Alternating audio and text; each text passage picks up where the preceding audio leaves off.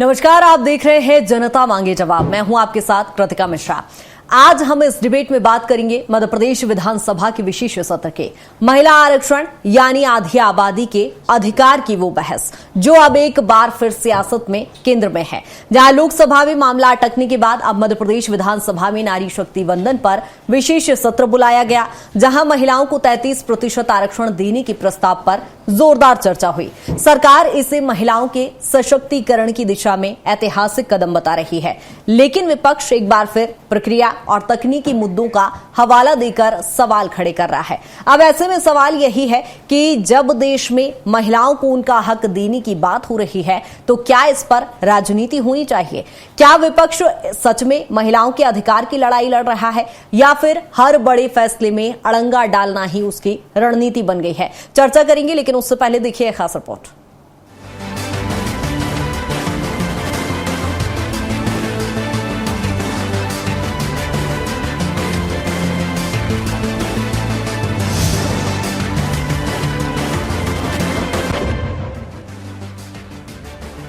मध्य प्रदेश विधानसभा में नारी शक्ति वंदन को लेकर विशेष सत्र के दौरान सत्ता पक्ष ने महिलाओं को 33% आरक्षण देने के प्रस्ताव को ऐतिहासिक और दूरगामी बताया। मुख्यमंत्री मोहन यादव ने कहा कि यह विषय बेहद महत्वपूर्ण है। सीएम ने विपक्ष पर निशाना साधते हुए कहा कि बहस को मूल मुद्दे से भटकाने की कोशिश ठीक नहीं है।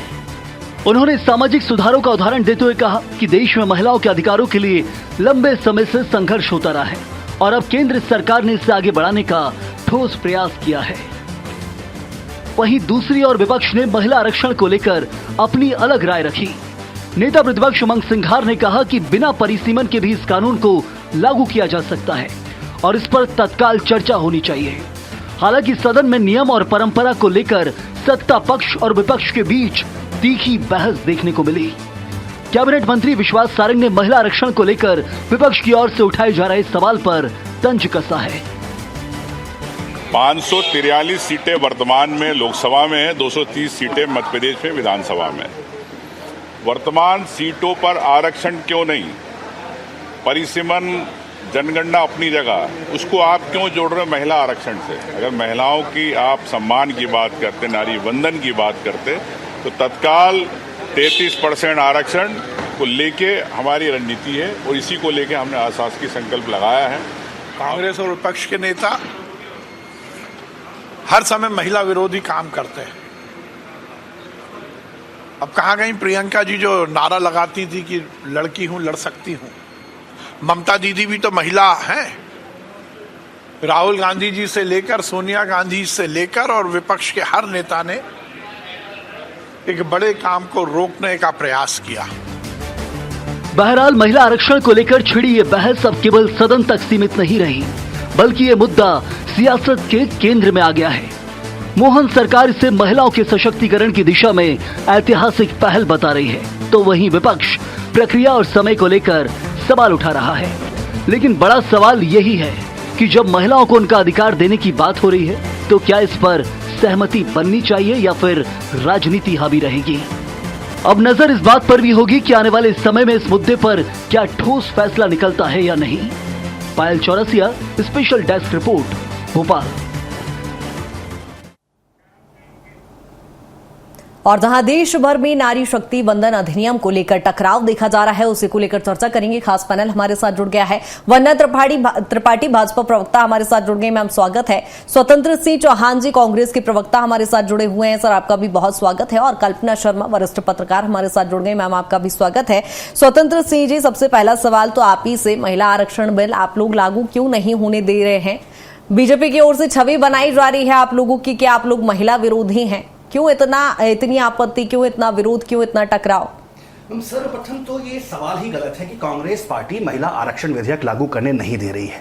कांग्रेस पार्टी ही वो पार्टी है जिसने आजादी के बाद राजनीति में महिला सशक्तिकरण के लिए सबसे आगे बढ़कर बहुत ही एग्रेसिवली काम किया है। 1992 में 73वां और 74वां संविधान संशोधन के माध्यम से हमने 50% आरक्षण देने का काम महिलाओं को किया था, जिसकी वजह से आज मध्य प्रदेश के रूरल इलाकों में जाकर एक सामाजिक परिवर्तन आप देख सकते हैं। इसके अलावा समय समय पर आजादी के पश्चात बात पिछले 75 वर्षों में, चाहे वो डोमेस्टिक वायलेंस एक्ट हो, चाहे वो पॉश एक्ट हो, चाहे वो वुमेन इनहेरिटेंस एक्ट हो, या फिर महिलाओं को यूनिवर्सल एडल्ट फ्रेंचाइज देने की बात हो, समय समय पर कांग्रेस पार्टी ने किया है। और कांग्रेस पार्टी पर यह आरोप लगाना कि कांग्रेस पार्टी महिला आरक्षण विधेयक का विरोध कर रही है, सरासर प्रोपेगेंडा है सत्ता दल का और साथ साथ उनके साथ कुछ उनके चाटुकार मीडिया दलों का।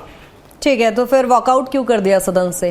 मैं वॉकआउट कर सदन से वॉकआउट हुआ। आज विशेष सत्र बुलाया गया था महिला आरक्षण को लेकर।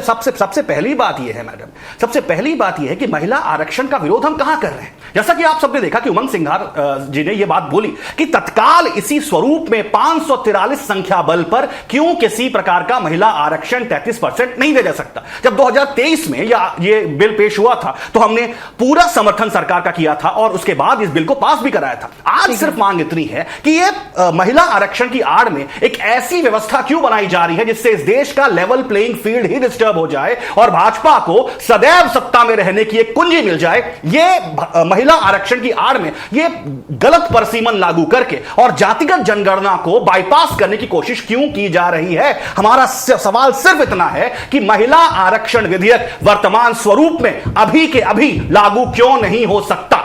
ठीक है, वंदना जी हमारे साथ जुड़ी हुई है। वंदना जी, आपने स्वतंत्र सिंह जी को सुना होगा, इसका जवाब तो चाहिए, लेकिन आज जो विशेष सत्र बुलाया गया था कितना सफल मैम ये रहा और निंदा प्रस्ताव जो लाया गया था उसमें कितनी कामयाब रही सरकार? नमस्कार। देखिए, पहली बात तो ये कि कांग्रेस पार्टी सफेद झूठ बोल रही है। जिस प्रकार से कांग्रेस पार्टी कह रही है कि परिसीमन लगाकर हम डिस्टर्बेंस क्रिएट करना चाहते हैं, हम चाहते हैं कि सारा डिस्टर्बेंस हो जाए और सब सीटों में, और ये ज्यादातर ये जो बात कहते हैं वो साउथ को लेकर कहते हैं। ये चाहिए, इनका कहने का तात्पर्य ये है कि दक्षिण के राज्यों में सीटें कम हो जाएगी, जबकि जो संविधान का 130वां संशोधन हम लेकर आए हैं, नारी शक्ति वंदन अधिनियम को लेकर जो विधेयक लेके आए हैं, उसको लेकर यशस्वी गृह मंत्री जी ने ये स्पष्ट किया है कि 50% के अनुमान से हर राज्य की सीट बढ़ेगी, यानी कि जिस राज्य में जितनी सीटें हैं उसका 50% बढ़ेगी और उसी अनुपात से 800 से ऊपर सीटें जाने का जो अनुपात के हिसाब से जो आंकड़ा सामने आया था वो हमने आपके सामने रखा था। लेकिन कांग्रेस पार्टी ने फिर से ये भ्रम फैलाया कि हम दक्षिण के राज्यों के साथ अन्याय कर रहे हैं।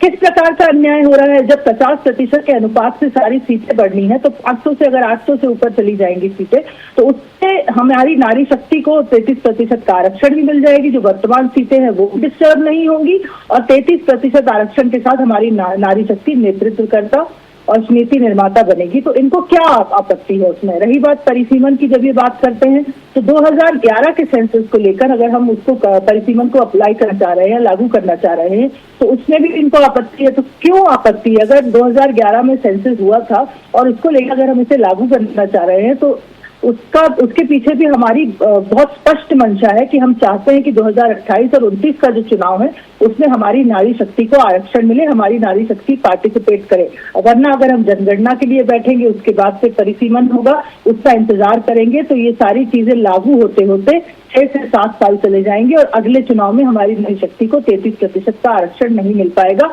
यही कारण है कि अभी ये जो तत्काल में ये जो विशेष सत्र बुलाया गया था सदन में, का कारण यही था कि हम चाहते हैं कि 2028 और 29 के चुनाव में हमारी नारी शक्ति चुनाव में बढ़ चढ़ कर हिस्सा ले, 33% के आरक्षण के साथ विधानसभा और संसद में उनकी आवाज गूंजे।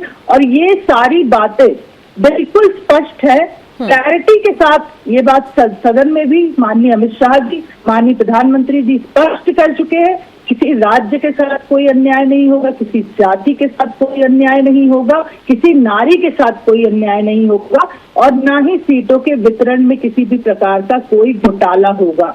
लेकिन कांग्रेस पार्टी, महिला विरोधी कांग्रेस पार्टी, जो सिर्फ एक परिवार की महिलाओं को आगे बढ़ाती है, चाहे प्रियंका गांधी हो, सोनिया गांधी हो या इंदिरा गांधी हो, उनको ये बात देखी नहीं जाती कि हम जैसी आम महिलाएं भी नेतृत्वकर्ता बने, हम जैसी आम महिलाएं भी आगे परिवार की महिलाएं आपको दिखाई देती हैं और खुद प्रियंका गांधी कहती हैं लड़की हूं, लड़ सकती हूं, फिर ऐसे में महिला विरोधी कांग्रेस कैसे हो जाती है? मैम वंदना जी की मैं 3 बातों का सिलसिलेवार तरीके से पहले जवाब देना चाहूंगा। पहली बात जिन्होंने कही कि वो 50% का आश्वासन माननीय गृह मंत्री जी ने सदन के पटल पर दिया, मौखिक आश्वासन दिया।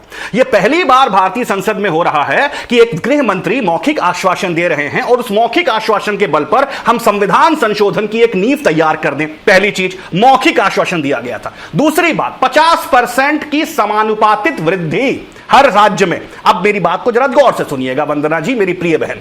सबसे पहली चीज, 50% किस चीज में? You are painting everyone with same brush. 80 सीटें उत्तर प्रदेश की हैं, अगर उसमें 50% का इजाफा होता है तो उसकी सीटें बढ़ती हैं 80 + 40 120। दूसरी तरफ अगर केरला की बात करें तो केरला के पास 20 सीटें हैं और 20 सीटों में अगर हम 50% का इजाफा करें तो उसकी सीट होती है 30। यानी अब सिंपल गणित समझिएगा, उत्तर प्रदेश और केरला के बीच में आज 60 सीटों का अंतर है। 80 सीट उत्तर प्रदेश के पास लोकसभा की है और 20 सीट केरला के पास है, 60 सीटें। अगर 50% का आप इजाफा करेंगे तो 80 + 40 यहां पर 120 होता है और यहां पर 20 + 10 50% अगर केरला की बढ़ जाए तो 20 + 10 30 होता है। अब 120 और 30 में अगर आप अंतर जोड़ेंगे तो ये करीब करीब जो है 90 सीट का अंतर आ जाएगा। तो 50% की जो वृद्धि आप कर रहे हैं, इससे उस राज्य का बिल्कुल भला होना तय है जिसके पास पहले से नंबर ऑफ सीट्स ज्यादा है। भाई सिंपल सी बात है, पॉपुलेशन के आधार पर क्या सिर्फ डीलिमिटेशन इस 21वीं सेंचुरी में किया जा सकता है? क्या कोई दूसरा तौर तरीका नहीं हो सकता? पॉपुलेशन के अलावा भी कोई दूसरे फैक्टर को, कोई दूसरे कंसीडरेशन को इसमें नहीं लिया जा सकता? पहली चीज। दूसरा सवाल, मैडम दूसरा सवाल, इन्होंने एक और चीज बोली कि 2011 के सेंसस के आधार पर यह डीलिमिटेशन का हम विरोध कर रहे हैं। मैडम मेरी बात ध्यान से सुनिएगा, अनुच्छेद 82 भारत के संविधान का कहता है there will be delimitation after every census. यही बात अनुच्छेद 170 भारतीय संविधान में भी लिखी हुई है। तो अगर सेंसस जो किया जाएगा, फ्रेश सेंसस किया जाएगा, उसके बाद ही डीलिमिटेशन किया जा सकता है। 2011 का सेंसस जो किया जाएगा, ठीक है, तकनीकी विवाद पे हम बात कर लेंगे। एक मिनट, 2011 के सेंसस में मैडम, सेंसस का मतलब सिर्फ जनगणना नहीं होता, सिर्फ हेड काउंट नहीं होता। सेंसस के बाद हमको यह पता चलता है कि किसी के समाज की सामाजिक और आर्थिक स्थिति क्या है। 2011 से 2026 के बीच में हमारे अलग अलग कम्युनिटीज के सामाजिक और आर्थिक परिस्थितियों में बहुत परिवर्तन आया है। स्वतंत्र सिंह जी, इतने संवेदनशील विषय पर इतनी तकनीकी बातचीत हम करेंगे। कल्पना जी, जिस तरह से आपने दोनों ही प्रवक्ताओं को सुना, आपको क्या लगता है नारी शक्ति वंदन अधिनियम मात्र एक राजनीतिक रंग ले चुका है? दोनों ही पार्टी क्या अपना फायदा देख पा रही है?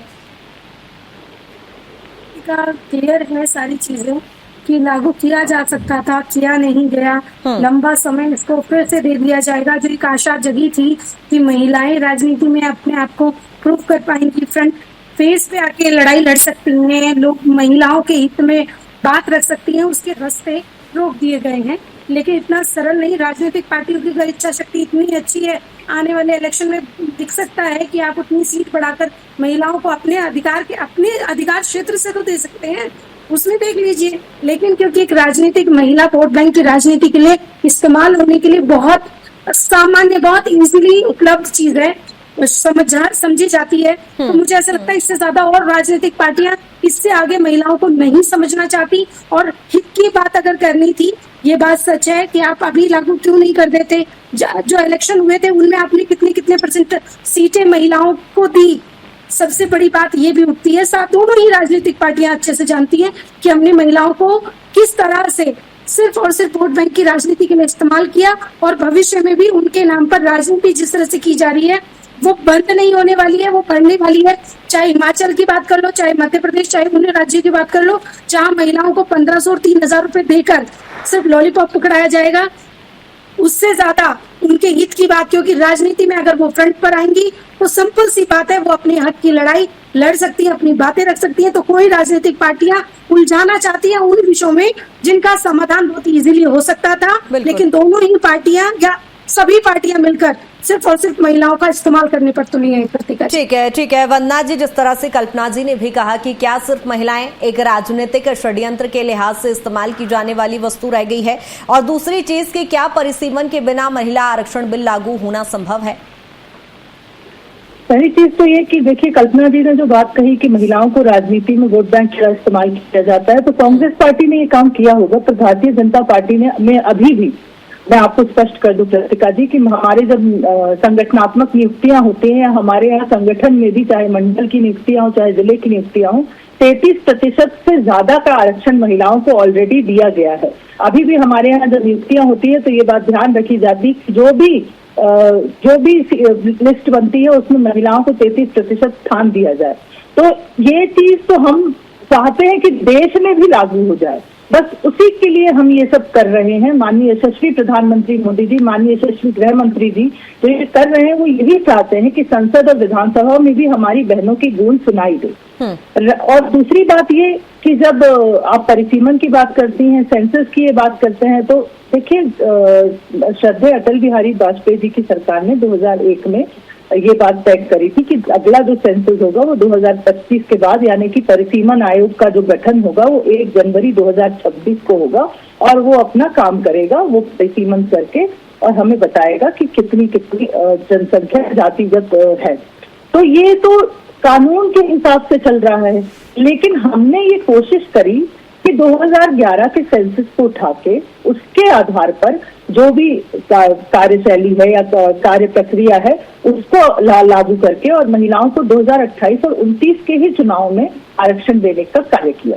लेकिन कांग्रेस पार्टी, टीएमसी, डीएमके और जितने भी इंडिया अलायंस के दल हैं उन्होंने इस बिल को पास नहीं होने दिया, इस विधेयक को पारित नहीं होने दिया।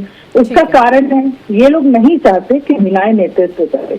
सबसे ज्यादा आश्चर्य तो मुझे इस बात का होता है कि जो महिला सांसद थे इनकी पार्टी की, उन्होंने तक वोट नहीं डाला। और कल्पना जी एक बात कह रही थी कि महिलाओं को हमेशा हमारे यहाँ तो इस तरह की प्रक्रिया और परंपरा नहीं है।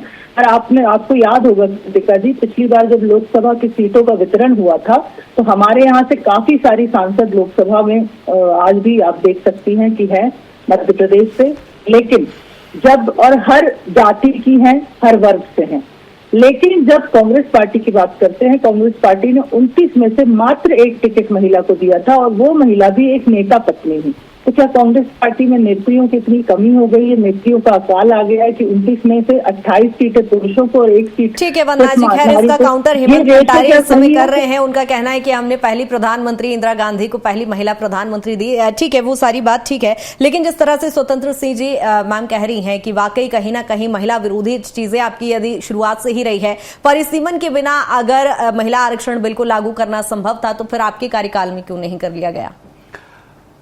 मैम, बीजेपी प्रवक्ता ने एक बहुत ही खूबसूरत बात कही।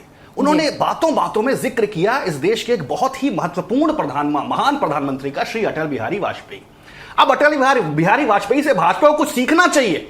वर्ष 2000 था मैडम, वंदना मैडम और कल्पना मैम, आप सभी दोनों सुने इस बात को। वर्ष 2000 था जब डिलिमिटेशन के लिए 84वां संविधान संशोधन शुरू किया गया और 84वें संविधान संशोधन में यह कहा गया कि हम सीटों को लगभग नहीं बढ़ाएंगे, यानी जितनी सीटें हैं 543 रहेंगी, स्टेट की सीटें भी नहीं बढ़ेंगी, लेकिन सीटों का इंटरनल एडजस्टमेंट जो है 1991 के सेंसस के आधार पर किया जा सकता है। लोकसभा से पास हो गया। उसके बाद आता है 2001 का सेंसस। 2001 के सेंसस के आंकड़े आने शुरू हो गए। अटल बिहारी वाजपेयी को यह बात लगी कि भाई जब डिलिमिटेशन करा ही रहे हैं तो 1991 के सेंसस पे क्यों कराएं, क्यों ना 2001 के सेंसस पे करा दें। तो कल्पना जी, वंदना जी, कृतिका मैम, अटल बिहारी वाजपेयी ने एक सब्सीक्वेंट उसके बाद एक और कॉन्स्टिट्यूशनल अमेंडमेंट पास किया। उसका नाम था 87th कॉन्स्टिट्यूशनल अमेंडमेंट एक्ट, जिसमें उन्होंने 84वें संविधान संशोधन को बदल करके यह कहा कि अब जो इंटरनल एडजस्टमेंट ऑफ सीट्स किया जाएगा वो 2001 के सेंसस के आधार पर किया जाएगा। तो यदि भाजपा प्रवक्ता जी से मेरा सिर्फ प्रश्न यह है, यदि आपके पूर्वज ये बात समझते थे कि डिलिमिटेशन फ्रेश सेंसस के आधार पर ही किया जा सकता है, तो उन्हीं के अनुयायी ये बात क्यों नहीं समझ पा रहे हैं? हमसे ना सही अटल बिहारी वाजपेयी से ही कुछ सीख लीजिए आप सब। वंदना जी, बात की जानकारी होगी कि कोरोना के कारण सेंसस जो पिछला सेंसस था वो नहीं हुआ। 5 साल से मैडम सेंसस अटका हुआ है। 5 साल से सेंसस अटका हुआ है। उसकी वजह से हम 2011 के सेंसस का इस्तेमाल कर रहे हैं। अगर कोविड नहीं होता तो सेंसस अटका हुआ है। कोरोना को गए हुए 5 वर्ष हो चुके हैं। 2026 में कब तक कोरोना हमारे यहाँ हर 10 साल में सेंसस होता है और उसी के रूल के अकॉर्डिंग कोरोना तो क्यों नहीं कराया सेंसस? सवाल हुआ क्यों नहीं? वो नहीं हो पाया मैडम, सेंसस आज तक हुआ क्यों नहीं? सिर्फ इतना सवाल का जवाब दे दीजिए। क्या प्रशासनिक अक्षमता थी आप सबकी? क्या प्रशासनिक अक्षमता थी? क्या मजबूरी थी कि आप सबने अभी तक सेंसस कराया ही नहीं? 11 के सेंसस से भी अगर हम लागू करना चाह रहे हैं, अप्लाई करना चाह रहे हैं, तो आपको उसमें क्या परेशानी है, आप ये बता दीजिए। चलिए, एक तो मैंने आपके पूर्वज अटल बिहारी वाजपेयी जी के बारे में बात किया। अब मैं बात करता हूं 11 के सेंसस के बारे में। मैडम, सेंसस का पूरा नाम होता है सोशियो इकोनॉमिक सेंसस। अगर हम कास्ट सेंसस की बात ना भी करें तो हम बात करें, सेंसस का मतलब सिर्फ जनगणना नहीं होता, उसमें सोशियो इकोनॉमिक कंडीशन को मेजर किया जाता है। आपकी डेमोग्राफी का करंट ट्रेंड क्या है, आपकी जनसांख्यिकी का करंट ट्रेंड क्या है, इसको भी ऑब्जर्व किया जाता है। 2011 के बाद से, एक तो 2014 में महामानव जी प्रधानमंत्री बन गए, उसके बाद देश में अनेक प्रकार की चीजें हुई। कोरोना आया, दो लहरें कोरोना की आई, डीमोनेटाइजेशन हुआ, वर्ल्ड में इकोनॉमिक रिसेशन आया, अलग अलग प्रकार की चीजों की वजह से सोशियो इकोनॉमिक कंडीशन में काफी चेंजेस आया है। और जब तक हम किसी प्रकार के नए सेंसस के आंकड़े नहीं निकाल लेते, तब तक हमें इस देश के वर्तमान डेमोग्राफिक ट्रेंड्स के बारे में पता नहीं चलेगा। मैडम, डीलिमिटेशन वर्तमान डेमोग्राफिक ट्रेंड्स के आधार पर ही होना चाहिए। यह बात मैं नहीं कहता हूं, यह बात आपके प्रधानमंत्री अटल बिहारी वाजपेयी जी कहते हैं। पहले उनसे सीखिए आप सब कुछ, उसके बाद हमें ज्ञान दीजिएगा कि 2011 के सेंसस के आधार पर क्यों नहीं हो सकता डिलिमिटेशन। आप लोग ये बताइए कि आप महिलाओं को प्रतिनिधित्व देना चाहते हैं या नहीं देना चाहते?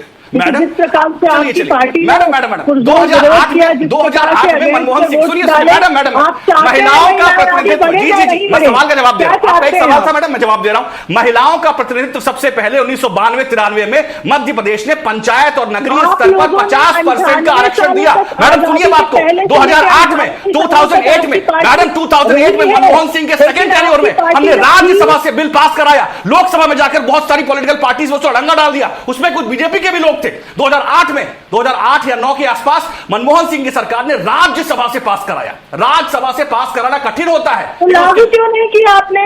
लागू क्यों नहीं? मैडम, लोकसभा में विरोध हो गया, लोकसभा से पास नहीं हो पाया। जैसे आज विरोध हो रहा है, वैसे तब विरोध हो गया था। आप बताइए ना, आप जाके पूछिएगा लोकसभा में विरोध किसने किया था उस वक्त। एक बार मैडम आप जाकर देखिएगा 2008 में विरोध क्यों किया गया था। मैं भी याद दिलाना चाहूंगी कि आपकी पार्टी को अंग्रेजों का जब शासन था तब से मिला के अभी जब तक सत्ता में आपकी पार्टी थी 98 साल हो गए। 98 साल में आपको याद नहीं आया कि नारी शक्ति वंदन अधिनियम को लागू नहीं हुआ? आजादी का अमृत महोत्सव के महिलाओं को आजादी के बाद से 98 साल नहीं हुआ मैडम। 98 साल नहीं हुआ है, आपके प्रधानमंत्री आजादी का अमृत महोत्सव बढ़ाए हैं। स्वतंत्र सिंह जी, ये तो देखिए आरोप प्रत्यारोप हो गया दोनों ही पार्टियों के बीच में, अहित कहीं ना कहीं महिलाओं का हो रहा है। वंदना जी, ठीक है वंदना जी, राजनीतिक ये तो फायदा हो गया है, दोनों ही पार्टियां एक दूसरे पर आरोप प्रत्यारोप लगा रही हैं, नुकसान इसमें सीधा महिलाओं का हो रहा है। कल्पना जी, एक आखिरी रिएक्शन चाहिए।